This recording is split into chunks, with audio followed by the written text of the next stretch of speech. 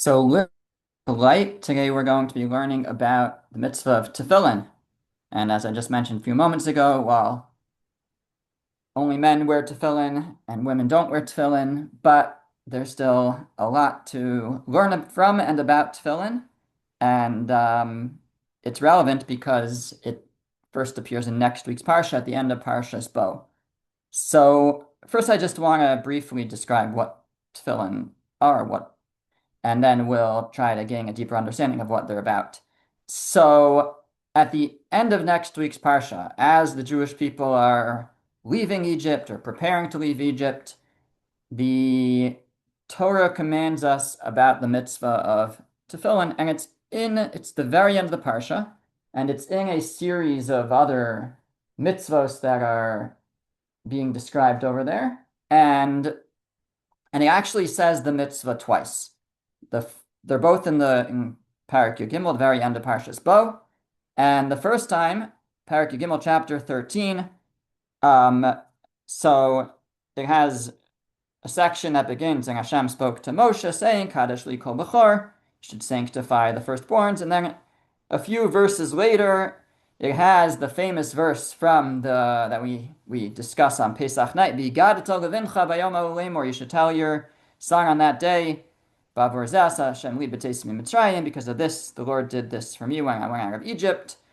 And then we have the mitzvah of tefillin. And it shall be for a sign on your hand, and a remembrance between your eyes, in order that the Torah of Hashem should be in your mouth, because with a strong hand, Hashem took you out of Egypt. It's a difficult verse to read, and we're going to elaborate on it more. But we'll just note for now, we have that it's, first of all, it never really tells you what this is. What should be a sign on your hand? It seems, in fact, that maybe it's just saying that the Exodus, the discussion about Yetzias Mitzrayim, should be a sign on your hand. But besides for that, it first describes it as a sign on your hand, but a remembrance between your eyes. Okay, so we have the sign on your hand, which, for those of us familiar with tefillin, we know that that must refer to the tefillin shel yad, the tefillin of the arm. We can translate yad as arm, maybe. But it's described as an os, a sign on your hand, and a zikaron, a remembrance between your eyes. And again, we have our tradition that it's not literally between your eyes, but on your head between your eyes. And then it gives a reason, which we'll come back to. And then it talks about, a few verses later, you'll come to the land of Israel, and more discussion, remembering the Exodus again after you enter the land of Israel. And again, the very last verse of Parshas Bo, verse 16, Pasuk Tesayim, Vayal le'os al yadcha, it shall be for a sign on your hand. We'll note that yadcha is spelled differently now in Hebrew. Before it was spelled Yud Daled Chaf, and now it's spelled Yud Daled Chaf Hey. Okay. Uletotafos beinenecha. The first time we hear the word totafos. Totafos we are familiar with from Shema, which is going to be the next place that tefillin shows up. But there's something called totafos, and it should be between your eyes. It didn't call it totafos before, but now it calls it totafos. Before it said it should be a zikaron, a remembrance. And now it tells us it should be totafos between your eyes. And again, the reason, ki b'chozek yado tziyana Hashem mitzrayim, because with a mighty hand did the Lord take us out of Egypt. So those are the first two mentions of the mitzvah of tefillin. The third one appears in Shema, in Parshas V'aschanan. We're now jumping to Sefer Devarim, the book of Deuteronomy, and there in chapter 6 we have the section of Shema, Shema Yisrael, Hashem Elokeinu Hashem Echad, Ve'ahavta, and then at the end of that paragraph it says, Ukshartam le'os al yadecha, you shall tie them as a sign on your hand, V'hayu totafos beinenecha, and again it should be totafos between your eyes. What should be this time? Well, it doesn't even mention the Exodus in the first paragraph of Shema, so it must not be talking about that the Exodus should be, it must be, I guess, that the Shema should be, the words of Shema should be tied to your hand, and totafos between your eyes. And then we have what we refer to as the second paragraph of Shema, which is really a little while later in the Torah, in chapter 11, Parak Yud, I think it's Parshas Ekev, and there it says, V'hayayim Shema Tishmu will be if you listen to the mitzvos, and the Torah goes through all the reward that you get for listening to the mitzvos, the reward in this world at least, and it says, right, there will be rain, and you will bring in your crops, and it will be good. And if you don't follow the mitzvos, so then the rain will stop, etc. And then it says, you should v'samtem in verse 18, v'samtem es dvarai ela al lavavchem v'al nafshechem. You should place these words on your heart and on your soul. Okay. Ukshartam osam leos al yadchem. And you should tie them. First, actually not the first time. We also had in Shema, in the first paragraph, ukshartam, it said, and tie them. Back in Parshas Bo, it never said to tie them. But now it says they should be tied as a sign on your hands, on your hand. V'hayu totafos bein einechem, and they should be totafos, again, this totafos thing between your eyes. And those are the four places that it mentions the Shema. And again, what should be a sign? This fourth time we can ask, what should be a sign? It sounds like V'hayayim Shema Tishmu, the words, this warning of what happens if you follow the mitzvahs and don't follow the mitzvahs. That should be a sign between on your hand, and a totafos between your eyes. And so here we have four mentions of the mitzvah of tefillin, and these four mentions are actually what the tefillin are made of. The tefillin themselves, so they're made of leather boxes, black leather boxes. Some of that is derived from the verses, some of that is just halacha l'Moshe miSinai, it's just a tradition from Sinai. And in those boxes are scrolls, and on those scrolls are these four parshas. Now, there is a difference between the tefillin of the head and the tefillin of the arm, which we'll get to in a moment. But before we get to that, the halacha is that you need to write all of these four parshas. Actually, when you write them, when the person writes the tefillin, he has to write them in order that they appear in the Torah. Now, some of you may be familiar that there is an idea that there's Rashi tefillin and there's Rabbeinu Tam tefillin. What is the difference between Rashi tefillin and Rabbeinu Tam tefillin? So the difference is the order that these verses are placed either on the parchment. Let me actually take a step back. Let me first talk about the difference between the tefillin of the head and the tefillin of the arm. So the tefillin of the head is four separate scrolls in four separate little compartments. Actually, on the tefillin, you could see like it's painting in kind of these indents, and there's four compartments, and each one has a little scroll that has one of these sections on it. There's four sections, four mentions of the mitzvah of tefillin, and each one appears on a separate scroll in a separate little compartment in the tefillin shel rosh, in the head tefillin. The tefillin shel yad, the tefillin that goes on the arm, is one scroll and one compartment in the box. And all four parshas, all four sections are written on that one scroll. Now, the question is, what order are those parshas to be placed in the boxes and also to be written on the scroll? So, for the shel yad, I believe that the difference applies even to the shel yad, to the hand tefillin. And there's basically a dispute between Rashi and Rabbeinu Tam regarding the last two sections, whether Shema should appear before V'haya, or if V'haya should appear before Shema. Even though in the Torah, Shema comes before V'haya, Shema comes in chapter 6 of Devarim, and V'haya comes in chapter 11 of Devarim, but based on different passages in the Gemara, and how to interpret them, and how it describes the order and contradictions and reconciling them, we come out with a dispute between Rashi and Rabbeinu Tam, as to the order that they should be placed in the compartments of the shalrosh of the head tefillin. And yeah, yes, Robert. I've always found that very peculiar. And by the time of Rashi and Rabbeinu Tam, we'd been using tefillin for a couple of thousand years.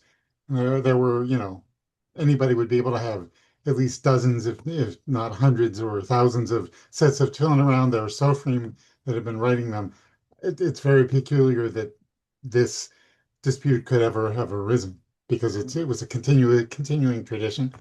I don't know the Yeah. answer to. I don't know that we're going to find the answer to that today. I just find it surprising that this machloket could ever have arisen. Okay. So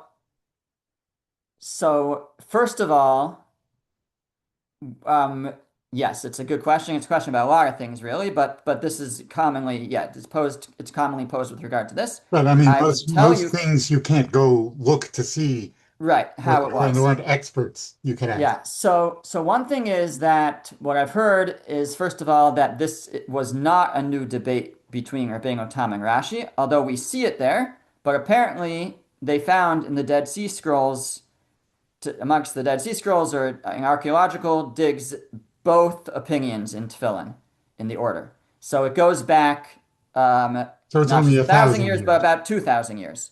Now that just kind of kicks the question back down the road a little Right. bit. Um, so, so I'm going to try to reconstruct something that I just saw. Just I wasn't planning to speak about it, but it's very interesting to mention anyways, which is that so this mitzvah appears in the end of Parshas Bo, which is before the Torah was given. Now that raises the question, when did they start wearing tefillin? Did they start making tefillin that night in Egypt when they got the mitzvah of tefillin? Or did they only start wearing tefillin when the Torah was given? Now, there are those who say that they started wearing tefillin that night. They started to make it. Actually, the Maharil Diskin, Rabbi Shuleb Diskin, says that that's what they did all night. They didn't leave until the morning. And what, you think they're going to go to sleep? He says that's what they did that night of they weren't allowed to leave their houses, right? The Torah says they weren't allowed to leave their houses. The plague of the firstborn was happening. The Egypt was in an uproar. There were civil wars going on in Egypt. They weren't allowed to leave their houses.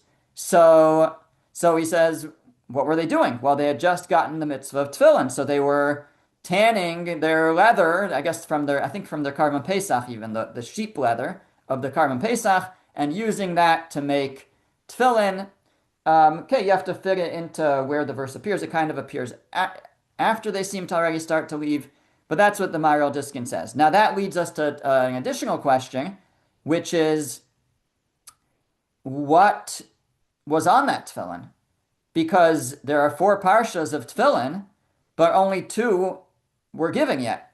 The two that appear at the end of Parshas Bo. Shema and Vahaya only appear much later. It's a So, passage to be named later. what? They were a passage to be named Right. later.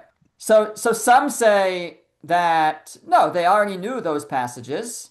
Um, Shema, there's a tradition that Yaakov said that the sons of Yaakov said Shema to him, at least the first part of it. I don't know about the whole thing. There's also it's possible that Vahaya, there's a midrash that implies that the second paragraph was also something that they knew they discussed earlier. So some say it was all four parshas.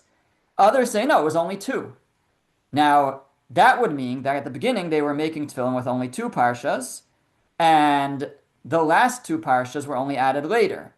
Now, I don't remember exactly how it's constructed, but once we say the last two parshas were added in a bit later, so now that opens up to the possibility of different opinions. Again, it still needs sharpening, but of two different opinions arise in terms of the order of how to place those two parshas, or maybe actually, even if you understand that there were four parshas from the very beginning, but if they have not really technically received the second two parshas yet, because they're kind of based on earlier traditions that they had, but they weren't given the mitzvah yet, so maybe that could lead to some uncertainty of what the order should be. Anyways, I saw an idea based on that Interesting. discussion. I was hoping to actually mention that discussion. I just think it's very fascinating about whether they they wore tefillin already from the time of the Exodus or only later. And what were they doing all night as they waited to leave Egypt? Um, were they making tefillin? Okay, so those are so that's the basic, the main idea of what tefillin is constructed of. It's leather, it's tanned, and it's black, and it's square, and there's many, many halachos in terms of the details of the construction. But let's now proceed to talk about what the Torah says explicitly about it. And and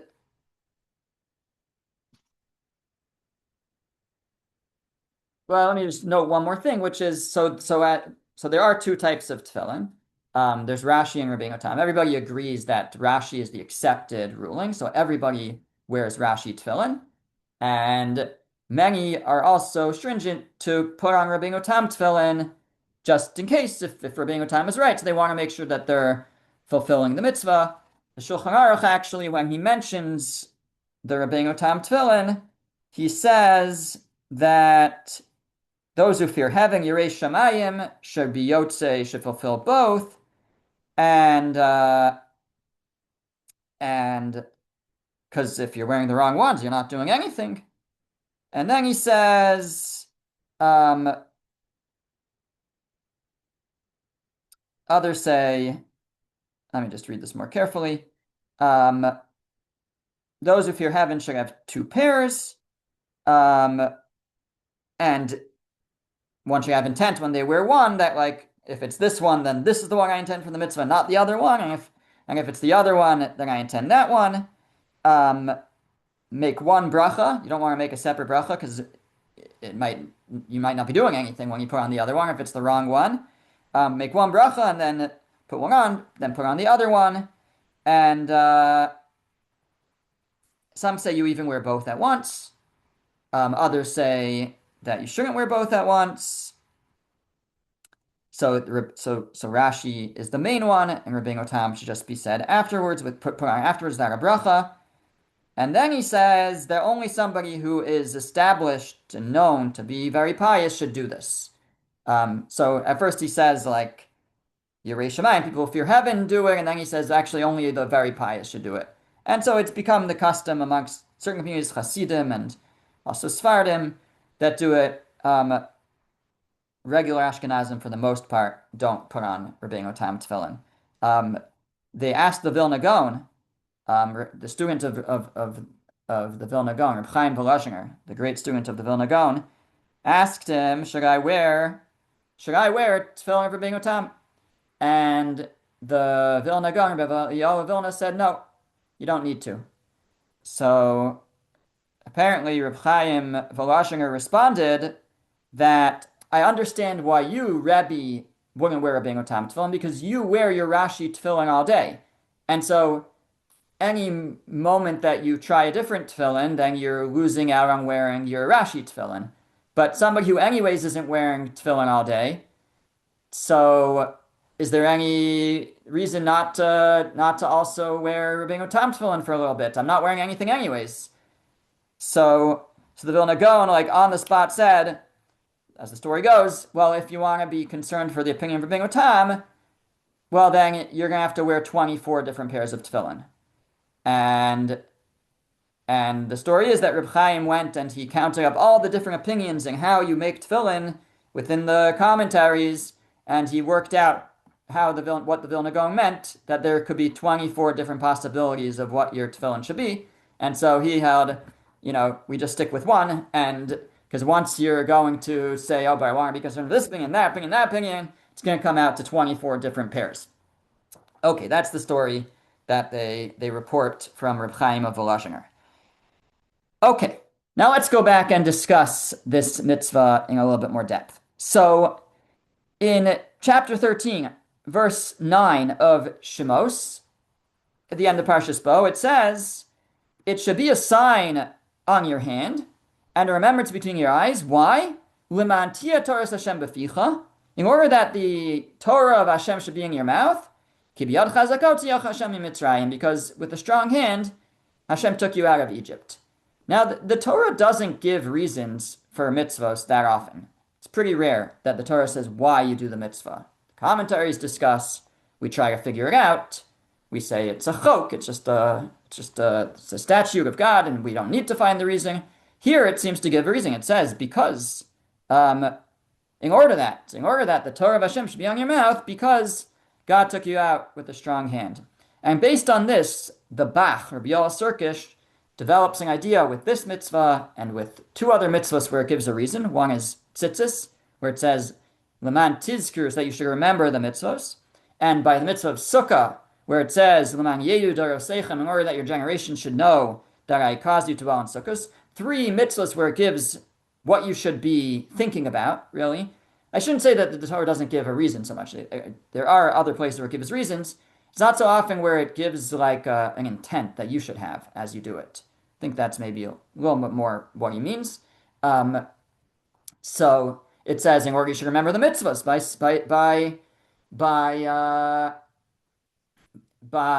tzitzis, and it says in order that you should remember the sukkahs by sukkah. And here it says, so that the Torah of Hashem should be in your mouth, that Hashem took you out from Egypt. So it sounds like there's a requirement almost to have that in mind when you put on tefillin. It's part of the mitzvah.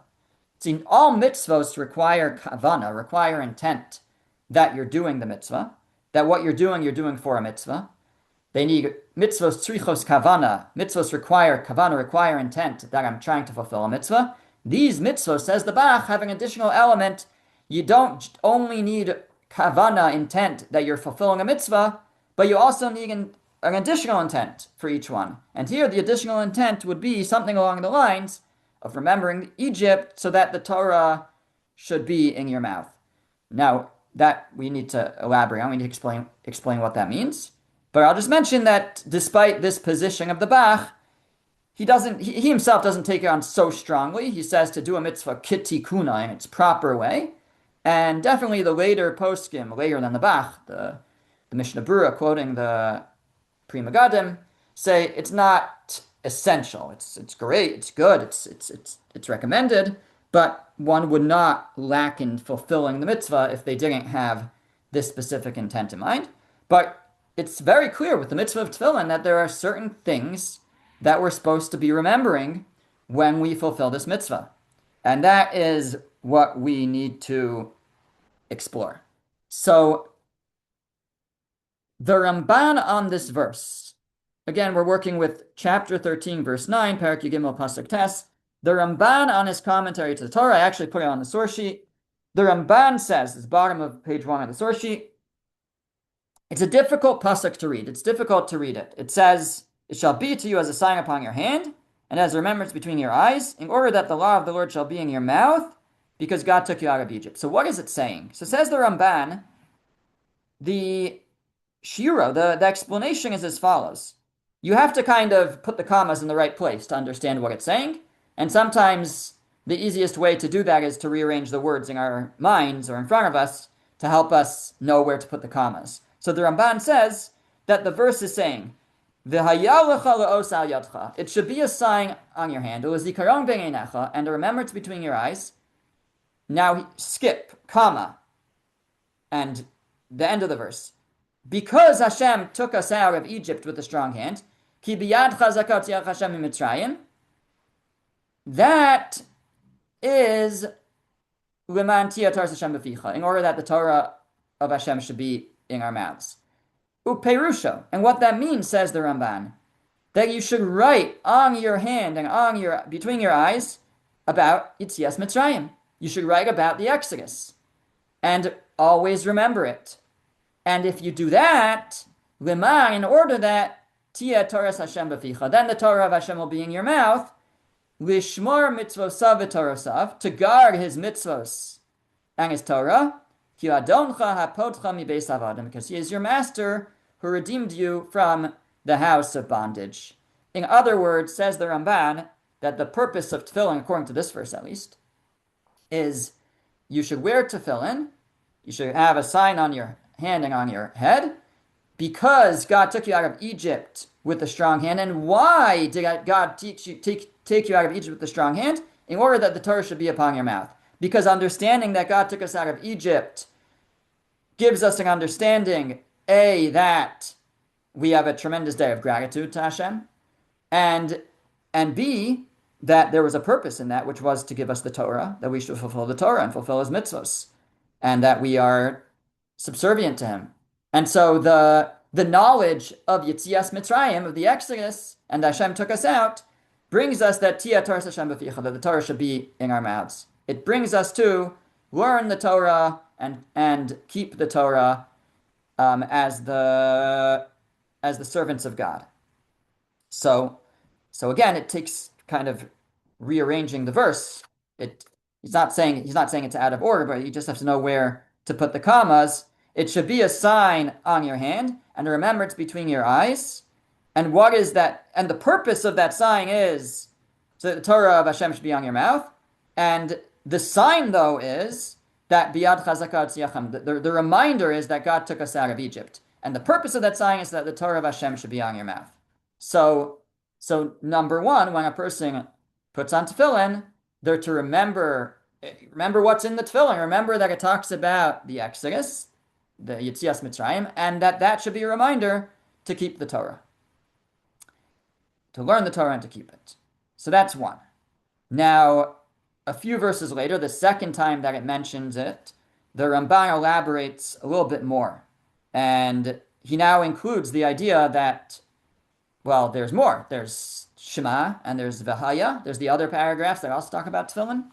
So the Ramban says there, V'nei sharish ha-mitzvah azos, the root of this mitzvah, shenaniach ksav yetzias mitzrayim al yad v'al harosh. We should place the writing, the mention of the Exodus on our hand and on our head, keneged halev v'hamoach, shehem mishkenos hamachshava.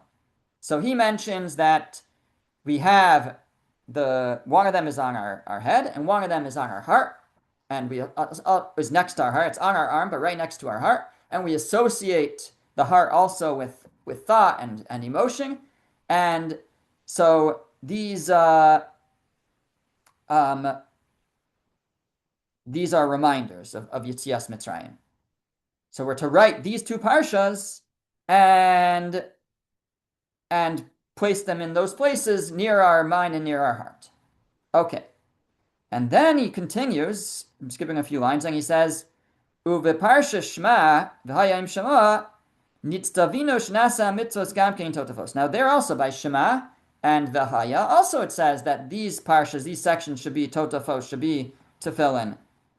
Quotes the verses, and he explains the reason we write these is because these are essential, fundamental concepts that we need to carry with us. Number one, Shema, Hashem Elokeinu, Hashem Echad, Hashem is one, the oneness of God. That is, that's fundamental number one, and also to remember the mitzvos and the reward and punishment, and this is another fundamental of faith, and so we also want to carry those with us. We want that on our mind and on our heart. So besides for the important message of Yetzias Mitzrayim, of the Exodus, of Hashem redeeming us, we also have a reminder of the oneness of Hashem, of Shema, and a reminder of reward and punishment, which is the second paragraph of Shema. So these are the essential, obviously there's lots of important ideas in the Torah, but these are the ones that are chosen as to bind to our arm and to have above our head on our mind because of their essential nature. And indeed the Shulchan Aruch, when he brings down this halacha, the halacha of tefillin and the kavana, the intent a person should have, he says that we should have kavana, we should have intent, that we're placing these four sections. We should try to remember what's in the boxes. We don't see them, but remember what's in the boxes of the tefillin. We have the oneness of Hashem, and we have the Exodus, and they're to remember the miracles Hashem did, and the oneness of Hashem, and that He's in control of everything. And we, he continues and he says that we dedicate our minds and our hearts to Him, because that's where we put the tefillin, and that's an expression of dedicating our mind and our heart to Him, and to remember, and it's to help us remember our Creator. Now, I mentioned that there's four parshas. There's four parshas, the four sections of tefillin on the shel rosh, on the head. They're on separate scrolls in separate compartments, and on the shel yad, on the arm tefillin, they're all on one scroll in one compartment, just written one after another. What is the difference? Why that difference? So already the Rush, one of the medieval commentaries, in his commentary on the Torah, points out that on our head we have four senses. We have sight, we have hearing, we have smell, and then we have, he says, dibur, speech. We have the mouth. The mouth does different things. It speaks, it tastes. It's not speaking as in a sense, but it's an ability. And so maybe we'll say we have four abilities on our head, and and each one has its own organ, has its own um, body part that accomplishes that, and therefore we we separate them into four sections representing each of these capabilities, each of these organs, and each one is dedicated individually towards all the ideas that we mentioned, the oneness of Hashem, dedicating ourselves and our senses. The body, on the other hand, is just one, the rest of the body is just one big, one, one function basically, and that is the function of touch, and therefore it's all in one box. It's one on one scroll. The Vilna Gaon says a little bit more. He says that even in the body there's four abilities. He quotes a Gemara. These abilities are not what we would normally associate, so they're kind of conceptual. But the Gemara says that the heart understands, the kidneys give advice, the spleen laughs, and then we have also the ability to touch. So each of that needs to be explained. It's not to be taken literally that the heart has understanding or the kidney gives advice. Actually, I heard recently that in the name of my Rebbe, Rav Ezra Neuberger, who was an excellent, he passed away recently, he was an excellent miyait. He gave great advice. And he apparently himself said that the idea that the sages associate the ability to give advice with the kidney is that the kidney is a filtering mechanism. And much of advice is not about telling people what to do, but it's just filtering out what's important, what's not important in the question. How should I approach this? Well, is this important? Is that important? Is this factor something that you need to take into account? Or is that, and so much of advice is just the ability to filter. And that's why the sages associate the kidneys with the idea of advice, not because they believe that the kidney actually gives advice, but rather that its function is similar to the capability of giving advice. And so each of these is to be understood more conceptually, but the Vilna Gaon says that they still represent those ideas. And so the body also has four capabilities, to understand, to advise, to laugh, the spleen laughs, and the ability to touch. But on the outside you don't see any difference. It's all internal. It's you don't see separate compartments. So that's why it's all together in the shel yad, on the body. In the head, so you see four different organs functioning: eyes, ears, mouth, and nose. And so we divide that into four sections in the tefillin. But in the body, even if you say the body is just one ability, touch, one sense, or even if you're going to say it also has multiple abilities, and maybe even four to represent the four parshas, but on the outside you don't see that. You just that's all internal organs. And so we still put it all into one scroll. It all remains together. Okay, now the Sefer HaChinuch, in his very beautiful and positive outlook. So the Sefer HaChinuch, when he goes through reasons behind mitzvos. So in the case of tefillin, he first of all notes that people, humans, and maybe particularly men, are, you know, we were physical beings, human beings, and as physical beings, we chase after taivos, we chase after our desires and our physical desires, and that's the nature of people. And we have this constant struggle between the body and the neshama. And he says, in a certain sense, though, the body has an advantage, or the neshama has a disadvantage because we're here in this world, in the material, we're in the physical world. So there's a tendency to chase after the physical. And the soul, though, it's far from its natural habitat of the heavenly realms. So how could it overcome the body when the body is home field advantage? The body is in its natural habitat. So says the Sefer HaChinuch. So therefore, we need many safeguards for the soul to be able to subdue the body and subdue our chasing of the physical world. And and Hashem wants us to win. Hashem wants us to get merit. And so therefore he commands us to create safeguards. And so one of them is to learn Torah. One of them is to learn Torah. And another one is to wear tzitzis. Another is to put a mezuzah on the door. And again, some of these are for men and women, some of them just for men. Maybe men have a greater need for these safeguards.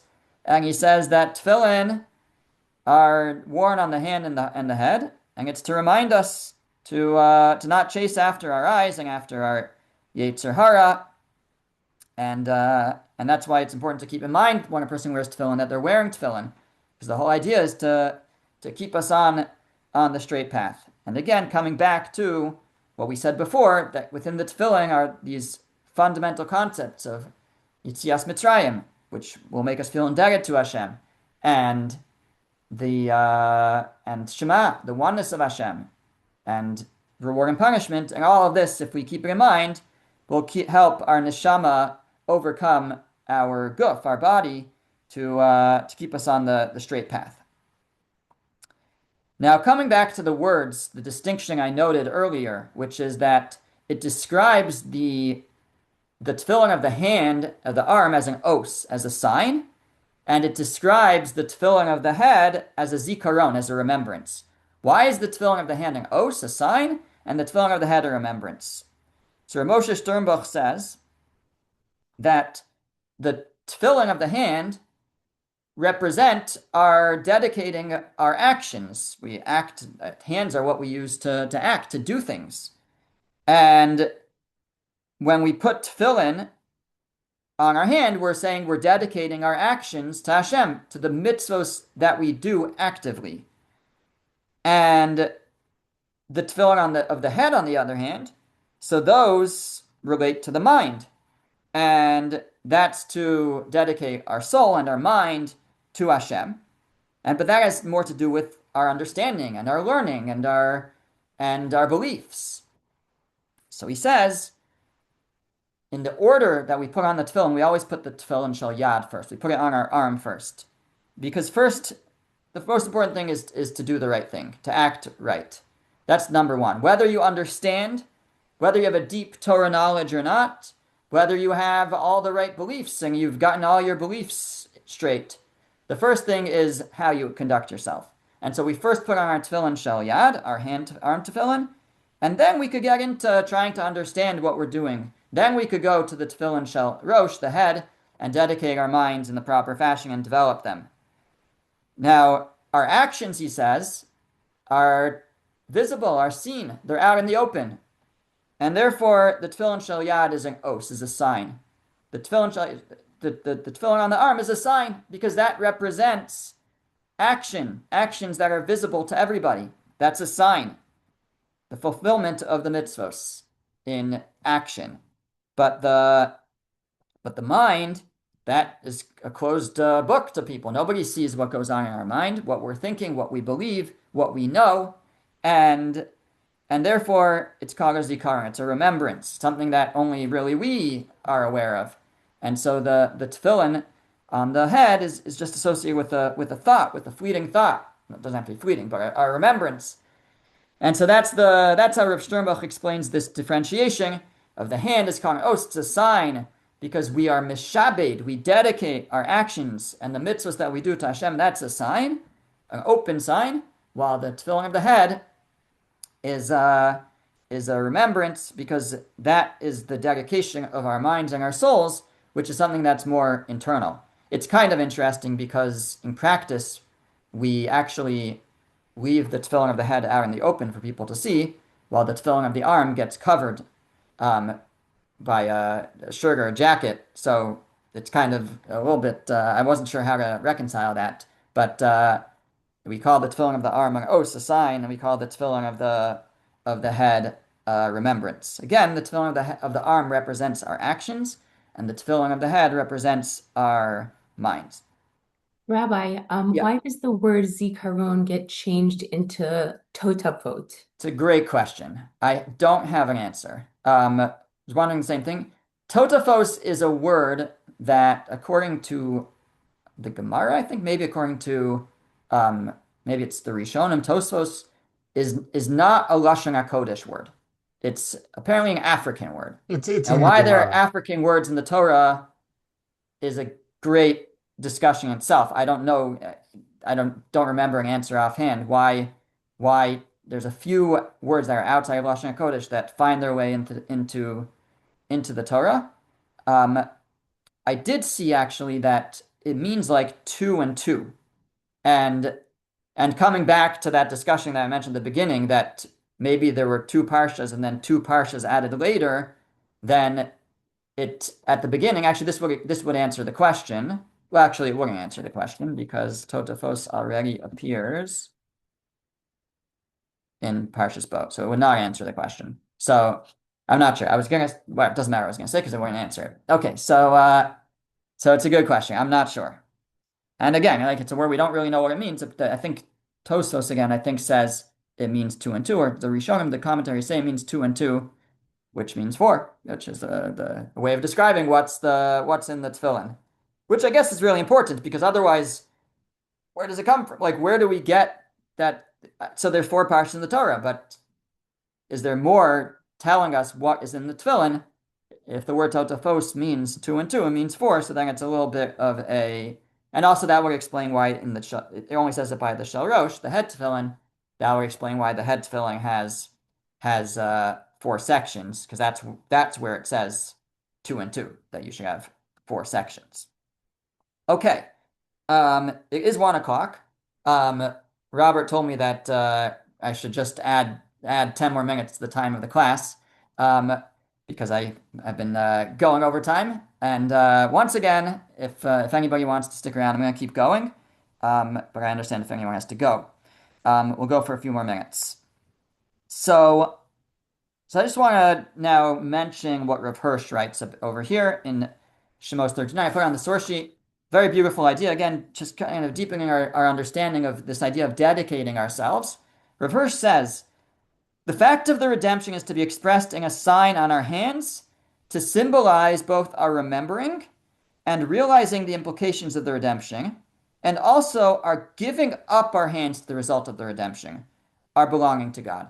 So there's the remembering the Exodus, remembering Yetzias Mitzrayim, and what does that mean for us? It means I give up my hand for Hashem. That our hand belongs to God is the very first result of the redemption. We ourselves had no hand in this redemption. God's hand alone was strong on our behalf. It is this hand alone that we have to thank for the reattainment of our own hand, which in Egypt was not our own. We only got our hand back, so to speak, from being slaves because Hashem gave it back to us, gave it to us. But we only received it back on the condition that henceforth we use this hand restored to us by God exclusively in his service. So, and then he adds, tradition teaches that this sign is to be worn not on the hand, but on the muscle of the arm that controls the whole upper limb. So we put the tefillin on our arm, on our muscle. We're saying this whole arm, this hand is yours, basically. I tie it to you. I dedicate it to you because I only got it from you. I got it. I was a slave in Egypt, and I had nothing to do with my redemption. This is, by the way, an idea that Rav Hirsch repeats over and over again. It's one of his big ideas about the redemption is that we had nothing to do with it. It was completely Hashem that freed us. We were even pushed out of Egypt. Weren't even in control as we were leaving. We were shoved out of Egypt. Um, and and therefore, since we had nothing to do with it, we can't take any credit for it. And our entire that which we have our hand is completely because of Hashem. And therefore, and he says we only received it back on the condition that we use it exclusively in his service. So tying the tefillin to our arm is saying, I remember the Exodus, and therefore I tie my arm to the service of Hashem.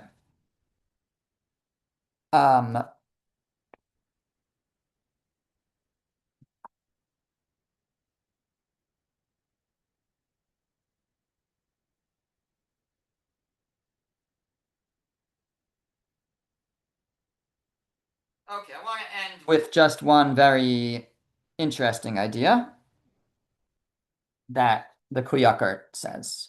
So in the Shema in the Torah, there is the word Shema, Shin Mem Ayin, is spelled with a large ayin. The ayin is big.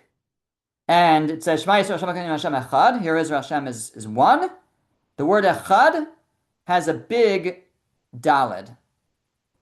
The word Echad has a big daled. Okay, I see someone asks why the weaker arm. So that is on my sheet. I was gonna skip over it, but I'll try to come back to it at the end. Okay. So let's just first do Echad. So it has a big daled. So there's a big ayin at the word Shema and a big daled on the word Echad. Why? So the Midrash says, well, those two words together, ayin daled, spell the word aid, which is a witness. And the idea is that we are kind of witnesses of Hashem. We testify to Hashem in this world, and Hashem testifies to our greatness, and there's that mutual testimony between us and Hashem. That's what the Midrash says.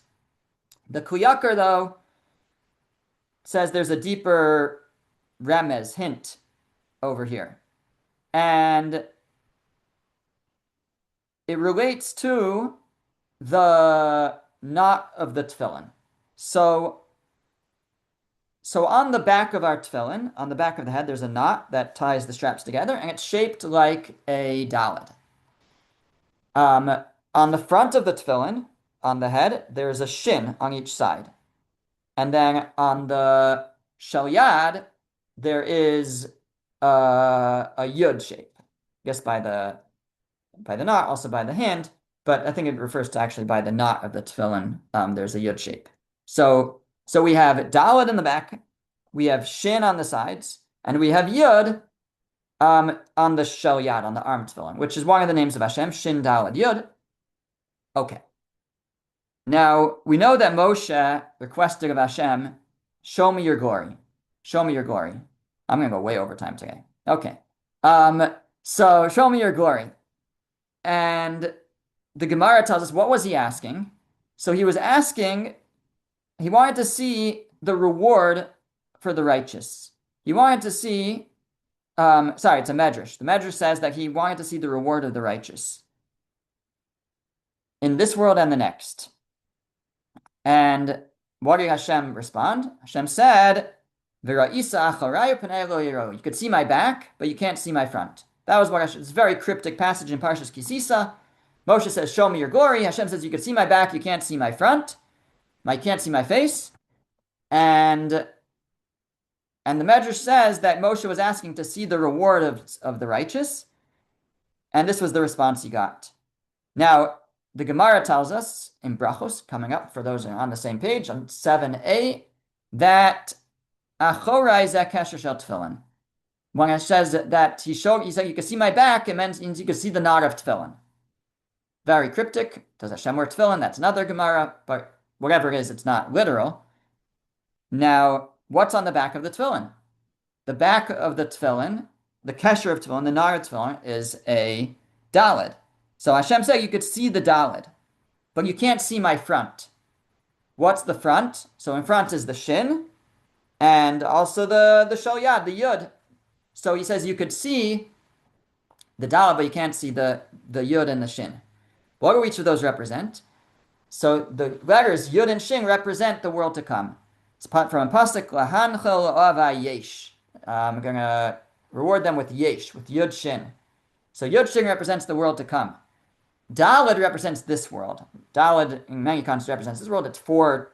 Dalid is four, and there's kind of four dimensions in this world. In a certain sense, four directions. 6 dimensions. There's 4 directions. So Hashem was telling him that that you can see the reward in this world. The Dalid, the nod of the tefillin, you could see. Achora, you could see my back.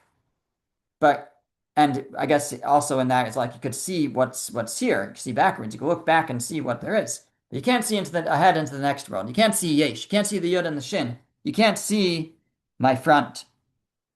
So, so what has to do with the big ayin and the big dalid? So he says that ayin dalid, ayin is like eye. That's where ayin is. Ayin is dalid. He says ayin dalid. You could see the dalid. You could see the dalid of the tefillin. You see the back, which represents the reward in this world. That you'll be able to see. But panai lo yirah. You're not going to see my face. You're not going to see the yesh. That's what the pasuk says in Yeshaya. Ayin lo rasa elokim zulasecha. No eye has seen the world to come. That you're not going to be able to see in this world. That you can wait until the next world to see. So I just share that because it's a kind of a deeper message within the knots of the tefillin, that the knot on the back of the tefillin, shaped like a dalet, according to the Kli Yakar, represents the reward of this world, and that a person could see, while the yud and the shin of the shin on the front of the tefillin shel rosh and the yud that's on the knot of the tefillin shel yad, of the hand tefillin, that represents reward in the next world, and that is something that